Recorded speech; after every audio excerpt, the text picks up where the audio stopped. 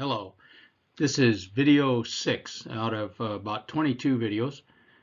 They're a combination of videos of laboratory exercises plus more or less lectures like this.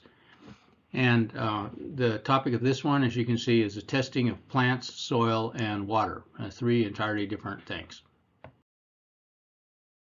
As always, we refer you to the resources that are available at www.itrc.org. And then there's the subgroup here, if you notice, itrc.org/books, which enables you to get the free downloads. And then again, the YouTube videos are available also on the ITRC website. And here's the instruction, here's the address that you can use to obtain those. So on to the actual testing of soil and plants. This is something you'll really have to take a look at closely in the book, because all I can do here is really explain a little bit of the differences, but it's just too much to absorb on a video. But here are the key points to start with. There are a variety of soil and plant testing procedures, and you'll see that we have a kind of like a selection table a little later on. And then so you test something, but each procedure that you have, whether it's, for example, plant sap or petiole analysis or leaf analysis or root zone water or just the soil test, those are 5 different tests. They come up with numbers, and maybe they aren't all with the same type of number. In other words, one might have parts per million, another might have mill equivalents, another might have pounds per acre or acre foot, something like that. And it's not only that they have different units, but they mean different things. In other words, a number of 12, for example, means one thing with one procedure, and it means something entirely different with another procedure. So that's okay, as long as you know that there are differences and you have an idea on how to deal with them. Now, a little bit on control and feedback. You've probably all heard that there are different techniques where that are being sold. They've been sold for decades, really, where there's some type of a measurement of soil moisture content or soil moisture stress or tree water stress. Those deal with water. And there are all sorts of problems with the accuracy of the sensor and where you put the sensor, and the problems with only having one number that you're making decisions with. But you know, the idea is sold anyway, that you get a number and then somehow automatically the irrigation system comes on and you apply the correct amount of water. He said, you know, that's the general idea, and then wonderful things happen. We aren't anywhere close to that with fertigation, just so you know. We can have control and feedback in terms of looking at the concentration of something, of some of the things in the irrigation water, and then adjusting the injection rate. Or really, that even gets a little difficult because we don't have really good sensors that tell us real quickly the values of certain items. So here's a little discussion on that. First of all, there are many farmers who don't use any feedback at all. They don't have anything that's proportional. They don't really measure anything. Basically, what they do is they will use fertigation as a mechanism to, in other words, the irrigation water is a mechanism to move fertilizer out to a field. And they don't do anything fancy. They come up with a tank every once in a while to a field, and they just dump in large amounts of fertilizer. And for some of them, it seems to work out okay. But other farmers are much more sophisticated, and they spoon feed. In other words, they are constantly adjusting. Well, they constantly put in small amounts. And remember, the idea of putting in small amounts is that you sort of match the uptake rates. But also you have less compatibility problems between the chemicals and the water and chemicals and chemicals. But then they also proportionally inject at a rate that matches the irrigation flow rate. Now, if you notice that, there has to be some way of measuring the fertilizer injection rate, but they're not measuring the concentration of the fertilizer in the irrigation water itself. They're measuring the irrigation water flow rate and then adjusting the injection rate proportionally. Now, pH is one of those few things where we have good sensors and you can automatically control the pH in the water. But we don't usually do that with fertilizers themselves.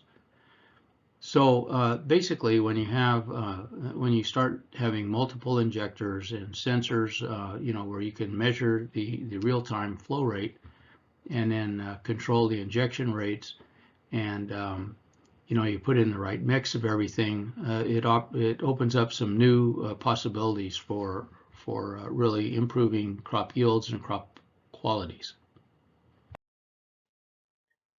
This slide gives you a little idea of 5 different types of nutrient tests. If you notice on the upper left, soil, then soil solution, then plant tissue, and then plant sap, and finally irrigation water.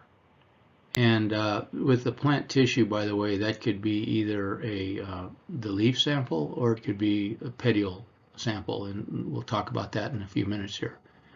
But over on the left-hand side, that column gives an idea of typical timing of a particular test, what's actually determined. There's some special notes here, special observations, and where the procedure is done.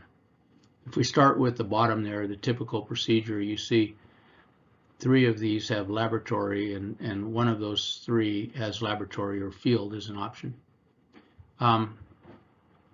There's been a lot of work by Extension Services trying to promote quick tests where you can take a sample of something and mix it up in the field and get a result right away. And the idea is, wow, you get the result right away, and then also it should cost you less. In reality, a lot of managers are very busy, and what they do is they take samples of whatever and then they send it to a lab, and where a laboratory can do it quite efficiently and quite quickly and get the results back to you and with a high quality. But there are, let's just say, field tests available.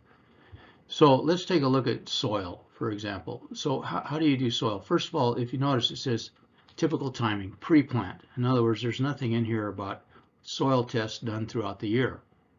Basically, what you're trying to find out here is what's going on before you even start the crop process here. Now let's move over to plant tissue here and the typical timing. That's several times during the growing season, and that's been discussed before. So that's quite different just in concept.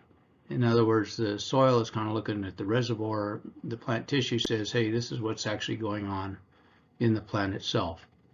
So this is discussed in fair detail in the book. Now we get to another topic. It's always a question of where you introduce topics like this. The problem is if you start with this type of stuff, you just blow everybody away. And then on the other hand, if you wait till this point in the lecture series, video series, it might seem kind of late. But here we are. This is just for nitrogen, and then I'll move on to the equivalents of potassium and phosphorus and so on. Just to show you that it's never simple. Here's what this says. It says, look, when you get a sample of nitrogen concentration, something that you think is just simple, nitrogen concentration, you really have to look at the number quite carefully, because the concentrations will be expressed in various ways. Now, if you recall, there are 3 general types of nitrogen. There's ammonium types, there's the nitrate, and then there are organic forms, which includes urea. Total nitrogen quantifies all of the nitrogen that was measured. Ammonium, if you get a concentration of ammonium just by itself, that's just the amount of ammonium there, and whether it's mill equivalents per liter, which was discussed earlier and will be discussed again here, or if it's parts per million or it's pounds per acre or whatever, that's just ammonium right there. Ammonium N, now take a look at that one. And look at the wording here. It represents how much nitrogen is in the ammonium form, but it measures it in terms of an equivalent amount of elemental nitrogen as N. So it's the pounds of N that occur, or pounds or parts per million of N, that occur in the form of ammonium. So this is not total nitrogen. This is just the nitrogen that exists in the form of ammonium. And then if you look at 5, it's a similar thing. That's nitrate nitrogen. And again, it's not total nitrogen. It's just how much nitrogen, not nitrate, but how much nitrogen is in the sample in the form of nitrate. So then on the bottom I say here that if a test indicates parts per million nitrate, that's not the same as parts per million nitrate nitrogen. So here's one of those exciting tables that you can share with all your friends.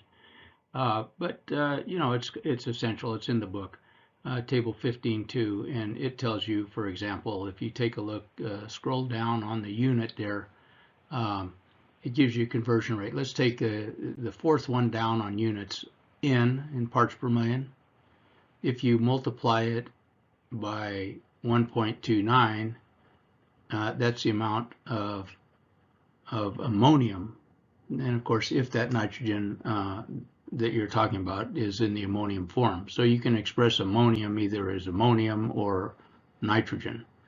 But there's a factor there of 1.29 and so on. And I'm not going to bore you with all the rest of it, but here are the multiplication factors. Again, here's something that you won't memorize unless you really get into it. And if you start using it a lot, it'll sort of become second nature. But remember, when we're dealing with charges, like that's with the cation exchange capacity. The cation exchange capacity has a certain amount of charges, and so there'll be anions are in the soil water, but the cations will be on the cation exchange capacity, and the amount that you have depends on the number of charges. And so you look at, okay, how much does one charge of ammonium weigh? You know, if you want to say, okay, if you have one basically ammonium on the cation exchange capacity, how much does that weigh? That's kind of the idea. And we have equivalents and then we have milliequivalents, but the conversion here, if you take a look at it, let's just take ammonium here. The cation has a positive charge. The symbol is NH4. It's a positive 1. The atomic weight is 17 grams per mole, if you remember that term. That's Avogadro's number, 6.02 times 10 to the 23rd molecules. Anyway, and then what you do is you take the atomic weight and divide it by the electrical charge.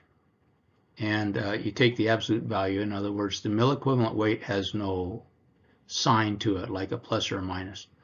So 17 divided by 1 is 17. That's your milliequivalent weight. Contrast that with the next item, which is calcium. Calcium has a positive 2 charge. The atomic weight of a calcium ion is 40.1. And so if you divide 40 by 2, you get about 20 milligrams per milliequivalent. And that's all it is. You have the electrical charge, or sometimes we call that the valence. You divide the atomic weight by the valence, and that gives you the milliequivalent weight, which you'll need for some of the formulas that will show up later on. Now this is a little bit simplistic, but you know, you can read the technical terms in the book. But what's a soil test? What does it give you? Well, it's kind of like knowing how much money you have in the bank at the beginning of the year. What do you have in the soil at the beginning of the season? But it doesn't tell you how quickly you're going to use that money, or in this case, fertility. And it also doesn't tell you, the equivalent here is whether your money is in savings accounts or long-term certificates or whatever, and maybe it can't be used now. In other words, it doesn't necessarily tell you how much is available, readily available. So, but they are quite valuable, just like knowing your bank account. Here's an example of a report from a commercial laboratory. Now, they don't make the decision on where to take the sample in terms of throughout the field or the depth, anything like that. But they take a sample of soil that you submit, and then what you see here actually is 5. If you look on the left-hand side, there's a sample ID, and there are 5 samples. And for each of the samples, they have different items such as organic matter, various measurements of phosphorus, potassium, magnesium, and so on, pH. And basically you can get a report of whatever you want to pay for. And so this isn't all inclusive, but it does pay for what you see here. And then we'll go on and take a look at some of the details here. Here's the detail on phosphorus. Just so you know, typically there are 2 tests that labs run. And if you look at the wording on the left here, it's probably best to just kind of read through it. The Olsen method is for high pH soils. So if you look over on the right, on the green, you see one of those, the far right says Olsen method. And then the other one on the left is the Week-Bray. So there are 2 different tests for phosphorus. And now it just kind of scanned down there. For example, the first value for a Week-Bray is 10. And then if you look at the result from the Olsen method, it says 3 VL, which means very low concentration. Wow, that's quite a difference. The difference is the extraction method that needs to be used depends on the soil pH. And so what you have here is the Olsen method is used for high pH soils. In other words, soils with a lot of calcium, you might say, a lot of sodium. And then there's a note here on the far left. It says these tests are intended to indicate the levels of plant available phosphorus. Next is the potassium, and the results show what's potentially available, but then the release rates may be quite slow. So you can get another kind of test, and that measures the potassium release rate, and you may be interested in doing that. Again here, just to sort of reconfirm some of the numbers. If you notice, all of these up in the green are labeled as parts per million, ppm. And that's 1 pound of that nutrient, the way it's expressed there, per million pounds of soil. And so, okay, so what does that mean? Well, a foot of soil in an acre, that's a 1 acre foot, not of water, but of soil, weighs about 4 million pounds. And so you could take these numbers, like let's say the potassium of 32 parts per million, that's 32 pounds of potassium per million pounds of soil, and multiply that by 4, and that's 1280, 128 pounds of potassium in 1 acre foot of soil. Gives you a little idea. Now there are plant-specific numbers, and then they're just general numbers, you know, to get a ballpark idea if things are okay. And this table right here gives you an idea. For example, nitrate nitrogen is deficient. Typically we think, okay, it's deficient if they're less than 10 parts per million, and it's sufficient if it's greater than 20. So then there's calcium, and I've mentioned this before, that calcium should really dominate the cation exchange capacity, and we say, well, it should be 65–75%. And as I mentioned before, there are some people who really are fixated on this, and basically their nutrient program really focuses on getting a lot of calcium on the exchange sites. And then we have magnesium, and then potassium. You know, they give you a little idea what you should see. Now the question here for the next slide is, which will be a comparison, is how did the previous soil tests, how did they match up? And so we'll take a look at that. For this particular slide, what we have is a comparison between what we have in the soil analysis report, that's on the upper right hand side, with the green and the white, against these very general rules that we have that are on the bottom right hand side of the slide. So there are various points and comparisons that I'll go over. So if we look on the left here, there are 7 points from this analysis. The first one is not included in the rules, but you might notice that there's nothing in here on nitrate itself. It's just total N. Okay. The second point deals with the percentage of the cation exchange capacity that's occupied by calcium. And what you do is you look on the upper right-hand side of the slide in the green. It says percent cation saturation computed. And the elements that are listed are potassium, magnesium, calcium, then there's hydrogen, and then sodium. Sodium is on the far right.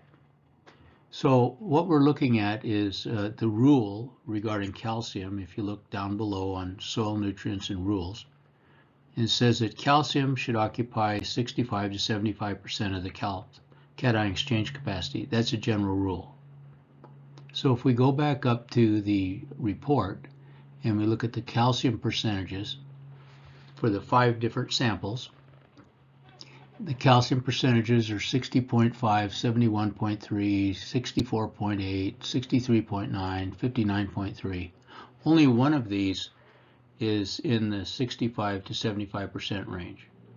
So that means that the general rule is not being met, and it would be good to increase the percentage of calcium.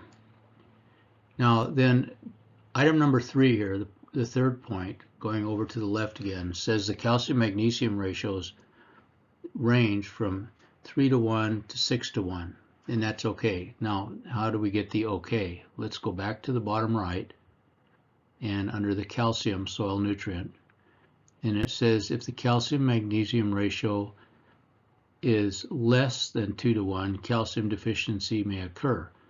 We're greater than 2 to 1, we're 3 to 6 to 1.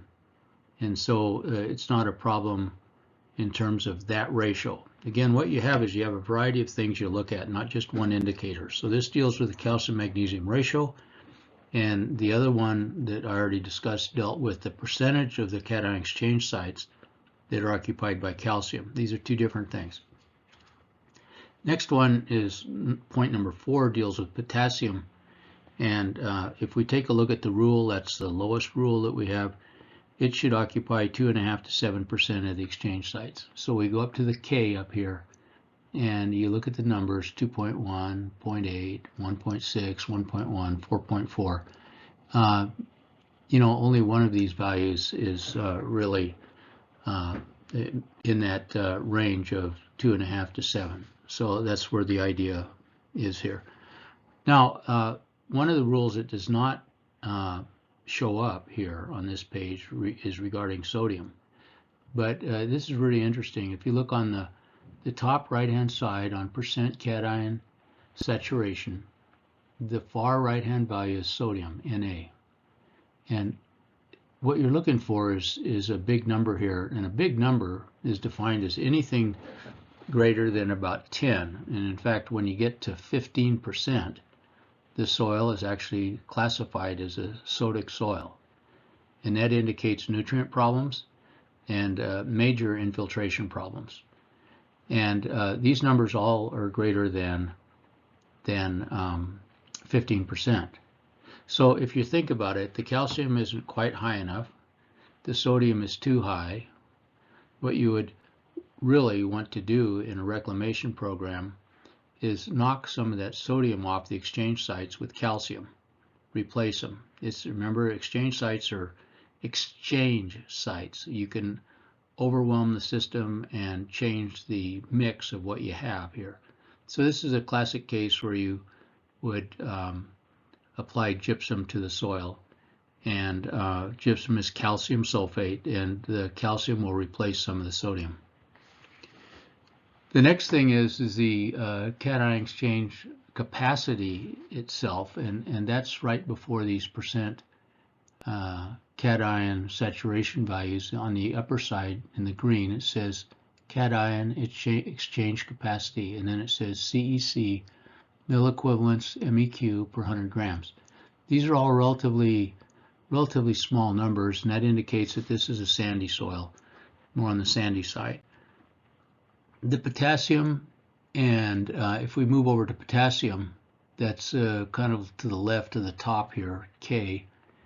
What you look at is you see some L's there, like there's a 32 and then a 34L, 43L, 39L. I have no idea why the top one doesn't have an L on it also, but basically they're saying, hey, the potassium's a bit low here. And if you take a look also at the Olsen method of phosphorus, you can see that these are very low and low. So this is not what you might call a really super soil in terms of nutrient availability, at least where they took the samples. Item number 7 on the list to the left is just remember that problems of potassium, phosphorus, and sodium can be treated. The majority of the treatment can occur with soil applications. Other points that were not on that little general explanation sheet are that over 15% of the cation exchange capacity, if you look on the upper right-hand side and you look at sodium, it's the very right-hand column, and you look at the percent, sodium is 18.2, 16.9, 17.1, 20.2, so on. Those are bad numbers. In other words, if we have a sodium percentage that exceeds 15% on the cation exchange sites, we actually call that an alkaline soil. Alkaline, not referring to the pH, but the fact that it's too much sodium, and that means normally that they're both nutrition and infiltration problems. And then remember that the potassium and phosphorus are low. So again, these things are often best handled with when you have major problems like this, they're often handled with soil applications at the beginning of the season. Remember that the soil analysis is something you do before you plant, typically. And so you have time for surface applications with tractors. Another technique that's used by some people, and this has been around, I think I saw commercial farmers doing this at least 30 years ago. You basically have what's called a tensiometer, if you're familiar with those. Tensiometers have normally it's a clear plastic tube, and the end of it is a ceramic tip. And what the ceramic tip does is it holds back the soil, but allows you to have water move back and forth into the chamber. And in this case, what you do is you actually apply a vacuum with a little vacuum pump. It's set up that way. So this is a permanent installation. It's sitting in the ground. And every once in a while you go out there and there's a little tube that goes down to the bottom of this clear plastic tube. So it's on the inside, and you exert a vacuum and you suck up the moisture that's in it, the water that's in it. And of course it is soil water because the ceramic tip is in contact with the soil. Obviously you can't take measurements if the soil is dry. So this is only applicable if you have a moist soil. And then you can imagine the small sample size that you have. It's extremely small. And then if you walk out there all the time or you stomp it on the plants around there, and so there are real questions about how representative it is. It's a good idea. In other words, it tells you, what's in the soil solution itself. But in practice, so what the soil solution testing does, it measures nutrients that are immediately available for plant uptake because it's in the soil water. And you can use any standard water quality analysis. So this is water quality as opposed to a soil test. And again, there's a little description of the procedure. You have a vacuum pump and a little tube, and you suck this stuff up. To be clear, as you can probably tell by now, I'm extremely, how would you say it, conscientious of the fact that you can take all kinds of measurements, you can send them to the lab, and you do all sorts of statistics, but you really have to have good samples. In other words, your procedure has to be correct and it has to be representative. And this procedure suffers from a small localized sample. If you move it up, down, sideways, you get a different number. And then if you can imagine all these permanent things that are out there, they sort of get in the way of tractor traffic. So you don't get typical tillage around them. And which means you're getting non-representative samples. Table 15.6 gives you some idea of how you might interpret this stuff with the soil solutions, but we don't have a whole lot of information. But here, again, not something you'll memorize, but some ballpark ideas. Moving on to plant analysis. The soil solution thing is more or less an interesting thing. Some people are very interested in it, the soil solution. But by far the majority of the samples that are taken during the crop year are plant type samples. And there are three common plant analysis. And there's, first of all, two types of plant tissue. One is petioles, and the other is you go to a specific spot in the plant, like young leaves, old leaves, something like that. And there are instructions that, okay, you take, at this time of the year, you take a leaf at this particular location and you pluck off the leaf, put it in a bag and send it to the lab. Or you pluck off a bunch of leaves in that approximate location. And then a third one here is plant sap, and that's sort of similar to soil solution. Again, what you have really is you have three different plant type measurements, and they come up with different numbers. You just have to be aware of that. What's a petiole? It's a stalk that connects the blade with the leaf base. And so what do you have here? You get the blade itself, or let's call it the leaf. It's a major photosynthetic service of the plant. And then the petiole itself, why look at that? Well, because what happens is that during any particular day, the nutrients that are moving into the leaves or the blades are moving through the petiole. And so when you take a sample of that, you measure the nutrients that are in transit to the leaves at the moment. They don't tell you how much has been accumulated in the leaves and the fruit, but what's going on at that moment.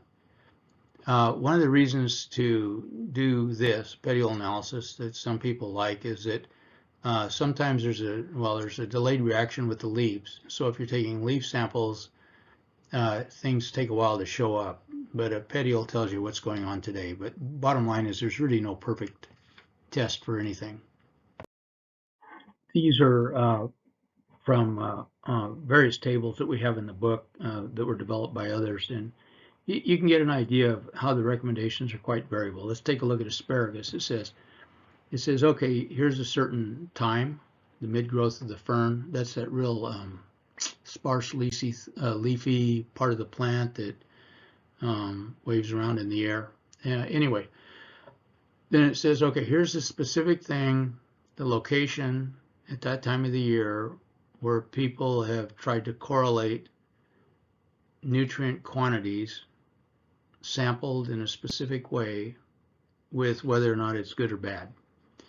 And these numbers will be different if you sample from a different part at a different time. And so then you have some nutrients, nitrate, nitrogen, phosphate, phosphorus, and then potassium. And even those are expressed in different ways, parts per million versus percentage. And then you take a look at beans, and there you have petiole samples, and it tells you which petiole to sample. See the fourth leaf from the tip at two different times a year. And then there's broccoli, that's different. See, so people who are really experts on these different crops have, for one reason or another, decided to try to get correlations with specific areas at specific times. We have an older term called drift. And it has to do with tissue testing interpretations. And there are other terms, and you'll find those in the books, but here's the general idea. The general idea is it's kind of like with humans. Well, how much sodium is bad for you? Well, it's kind of like what's the ratio of sodium to other things like sodium to potassium. And it's the same with plants. You not only look at the concentrations, but you look at ratios. And some people have determined, and it's explained in the book, they've determined that various ratios are target values that you ought to shoot for.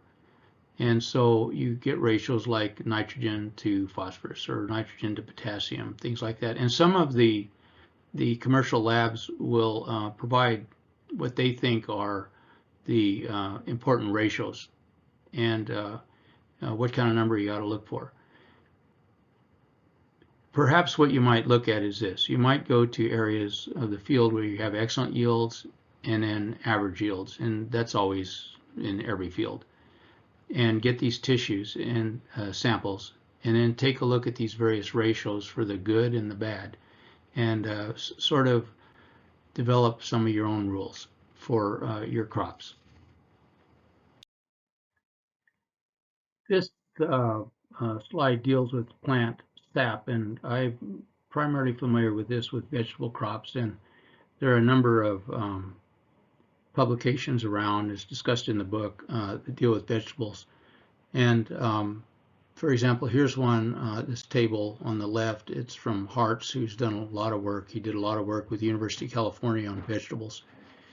And there's a table there, you know, it says, okay, if you have different growth stages and you take petioles, somehow you get some numbers, and then this is what it means. So here's how it works. First of all, it specifically says you need petiole samples. So you collect a lot of petioles, and then you stick them in a garlic press. That's a little handheld press. And you squeeze on it, and some drops of sap fall out, and you drop them on this little handheld meter, and then it will tell you what the nitrogen concentration is. Then you go to the table and you get an idea how you're doing. So it's just something you'll read about. Some people like it, and we'll move on here. At this point, I want to go back to sampling techniques because that's so important. I used to be a partner in an outfit that we had a soil testing lab and water testing lab along with other things. And it was common practice in those days where a person would actually crisscross a field with a bag and take samples with a core sampler and mix them all together, and that would give you an average number. The problem is we're way past that now, and average numbers don't really give you an idea of what's going on. You want to know why some of the areas in the field have good yields and others have low yields. Basically, you don't really need to increase yields on parts of your field. You want to bring the others up. And what you need to get to have a level playing field is you may have to spot treat some of the areas, and you will not learn about that with an average sample. And also you can't spot treat with fertigation. Again, the idea with fertigation is if you have a uniform irrigation system, and then if you apply the fertilizer properly, and we talk about that in other slides, if you fertigate properly, you will apply the fertilizer uniformly across the field. But as images like this show, is you're not starting with a level playing field. So what you want to do is even things out first, and then your fertigation program will be much more satisfactory. So what I suggest you do is take a look at images like this. They're readily available on the web, you know, Google Earth images, and they show you where the weak spots are and the high spots, you know, the good spots. It may be insects, but soil fertility is one of the major things that causes problems like this, or non-uniformity. So again, unless you have very small variability, it doesn't make a whole lot of sense to treat a field on the average. So you try to get rid of soil-related nutrient deficiencies, and there's the land grading, of course, and since the phosphorus is brought up by the roots, accumulates in the leaves and other parts, falls down on the ground, the phosphorus doesn't move, so the phosphorus gradually over the years accumulates near the soil surface. So when you have land grading and you cut and you fill, basically you cut off on your cut spots, you cut off the phosphorus there. So if you have a land grading map, you can go out and preferentially fertilize different areas, you know, at different amounts to account for that. So what you do, you handle the nutrients. You try to even things up that way, and this is a soil-based thing. Then you make sure your irrigation system can apply the water evenly across the field. We call that a good distribution uniformity. And then you use the correct practices with fertigation to treat the field uniformly, and then you're in the game. So what do we have? basically what you'd like to do is start out with an even playing field. Um, you don't want to treat the soil as or a field on an average basis. You want to, well, actually, you would like to, but do that, you would like the whole field to be fairly close to average.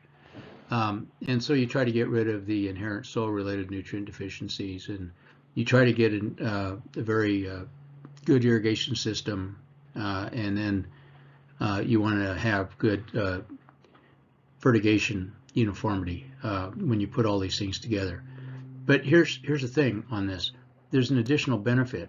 It means that once you've evened out your field and you have more even growth in the field, more even water application, the sampling makes a lot more sense. You don't have to go out and worry about so much variability throughout a field in terms of a sample. The chances of you taking a few samples and having them represent the average are much, much greater than if there's a wide range of soil conditions and irrigation uniformity and so on.